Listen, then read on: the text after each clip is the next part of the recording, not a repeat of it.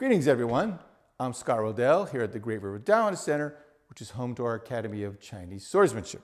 Today I've got another sword review for you. I've got this really beautiful, faithful reproduction of a really unique Qing Jian from the art of fire and iron. And I'm really happy with it. I think it's a really beautiful sword, and it's a faithful reproduction of a very specific Qing Dynasty sword, the Lanling Shiwei Jian. Before I get into the history of this particular Jian and its specs, I should say, full disclosure, I recommended that Fire and Iron make this particular sword, that they reproduce this one. So I've been working for them, you could say, consulting for them informally. I don't receive royalties from this sword. It's just they asked me for advice. They wanted feedback on what are practitioners looking for today, what do modern practitioners need in a good sword, a cutting sword, and I was very happy to lend my advice, and I look forward to working with them more in the future. So that's my full disclosure. This sword is being made on my recommendation and to the specs that I suggested for them. So where does this Lanling Shiwei Jian come from? Well, Lanling means azure or blue feather, certain particular blue colored feather. And it was the feather worn in the cap of this particular guard unit. Shiwei means bodyguard.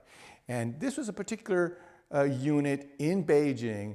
There was a very small unit, just 270 men, 90 men drawn from 3 different banners, from the yellow banner, the bordered yellow banner, and the white banner.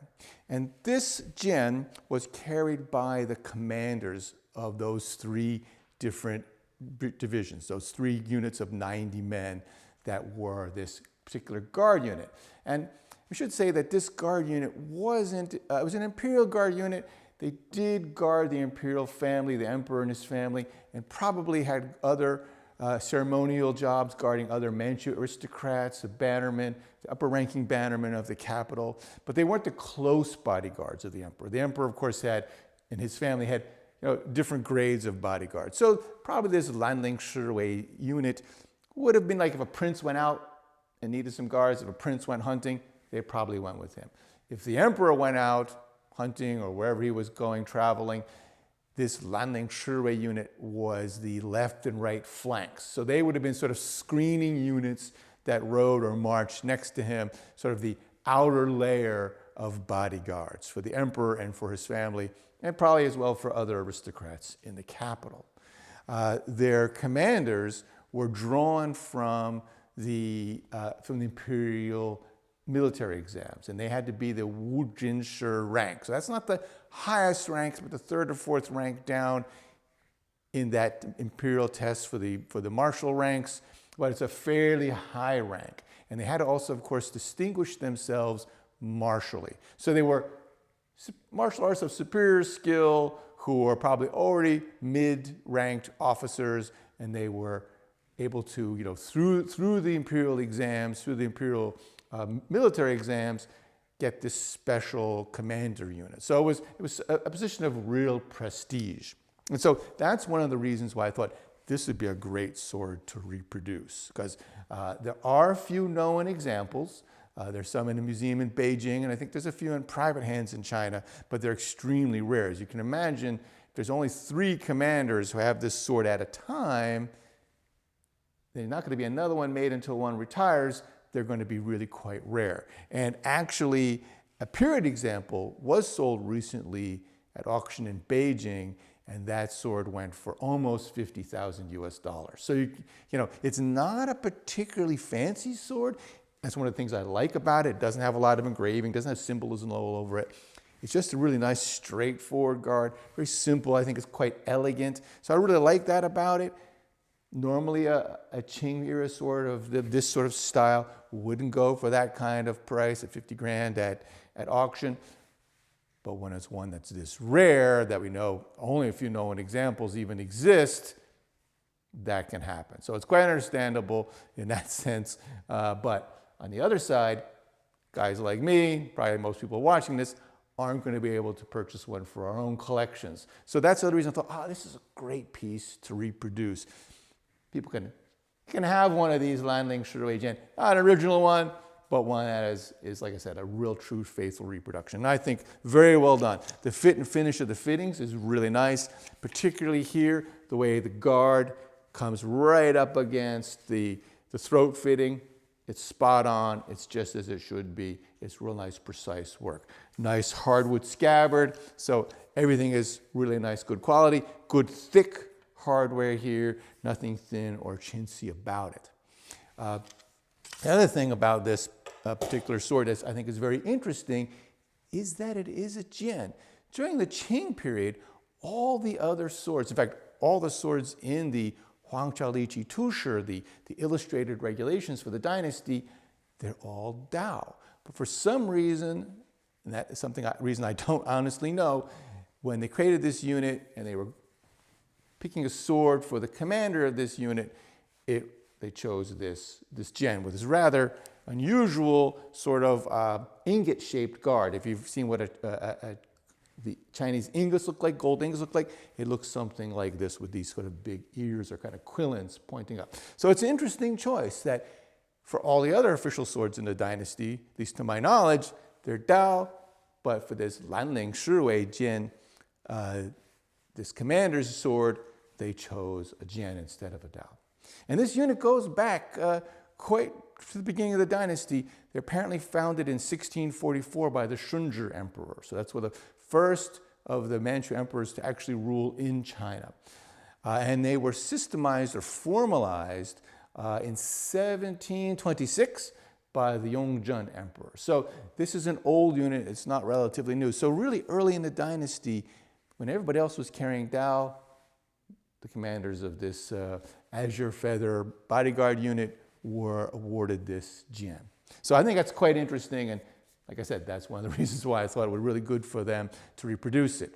I really like this one. I've been training with it. I haven't had a chance to cut with it yet, but I've been doing some form work with it, taught a few webinars using it just to kind of get the good sense of it. I find it to be really nice, really quick blade, really lively, something that I really quite like. It's properly balanced, though. It's right on, historically accurate, balanced right where it should be here. And it moves really well, really nice, really comes around, moves quite nicely. So I'm very happy with the way it feels, the way it moves, its liveliness of the blade. But it's not really, it's not a light blade, it's just a lively blade. And as I said, I haven't cut with it yet. In part 2 of this video, I'll get out. It's still early spring here in Virginia.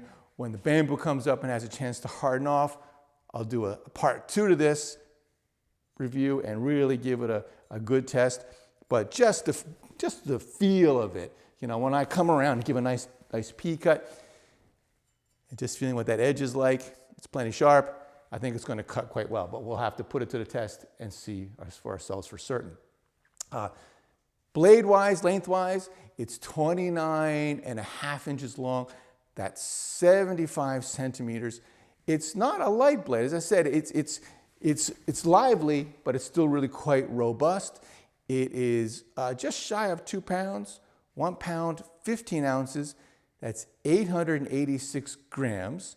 If I want to compare it, say, to the cutting Jian that I designed for Hanwei, it's about 100 grams more. This is 2 pounds, 2 ounces. This is my personal example. Of course, all swords, whether it's from Hanwei or the art of fire and iron, they're always going to vary a little bit. So they're not going to be exactly the same.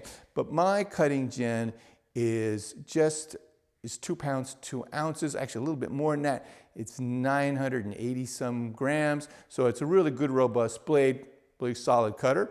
It's 31.5 inches, it's 31 inches long, and that is really on the upper end. So it's a good, solid, robust sword that's going to cut well. That is what I might call full-size sword. You're not going to encounter period examples, unless they're really quite rare, that are going to be heavier or longer. So that's pretty much the full size. The Lanling Shiwei Jian, on the other hand, is 1.5 inches shorter, about 100 grams less, and it doesn't, it might not seem like a lot, but it does definitely make a difference, especially when you're training for long periods of time. So I would definitely recommend, like I said, I'm going to go out and test it. I think it's going to be a good cutter, but I'm not going to say it's a good cutter until I actually do it and put it to the test. I've tested their other swords. They've cut well, so should be good. I believe it will, but we're going to test that. But if you're looking for a sword, a really historically accurate sword that's properly balanced, that's maybe not quite as heavy, quite as robust as the cutting Jian is, I think this is an excellent sword, excellent choice for forms and basic cut practice. So overall, really happy with it.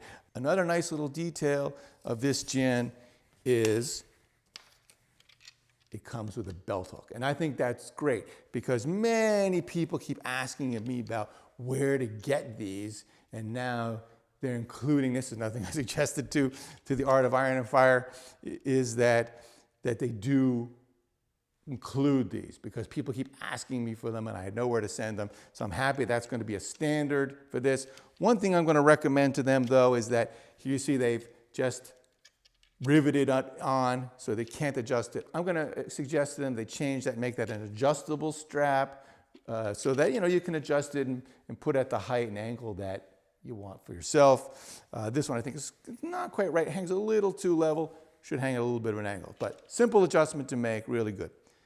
Another suggestion I'm going to make in general for everybody is regardless of what sword you have, which sword you purchased, this Lanling Shiwei Jian or any other, oil your scabbard. It's in good condition now. There's nothing wrong with it at all. That's not a criticism, but you don't never know when the sword was put together, how old the wood is, how long it was seasoned, and it's very difficult to get well-seasoned wood these days. So oil it after you've had it a month or so. Give it a light coating with tung oil. It's always a good idea. I'm going to probably do that to this one very shortly now that it's springtime here. And that also makes it looks nice. It'll really improve its general look, and it protects it from any cracking that could happen. And that's not a criticism. That's something that's just general maintenance that everybody should do, but many don't. Well, I hope you found this review interesting and useful. If you did, we always appreciate a thumbs up. And if you haven't already, please subscribe and hit that bell so you hear about future videos when they come out. And if you have any other questions about this particular Jian or any other Jian or swords that we've reviewed, please leave a comment below and I'll be happy to answer those questions for you. So thanks, and until next time, 再见。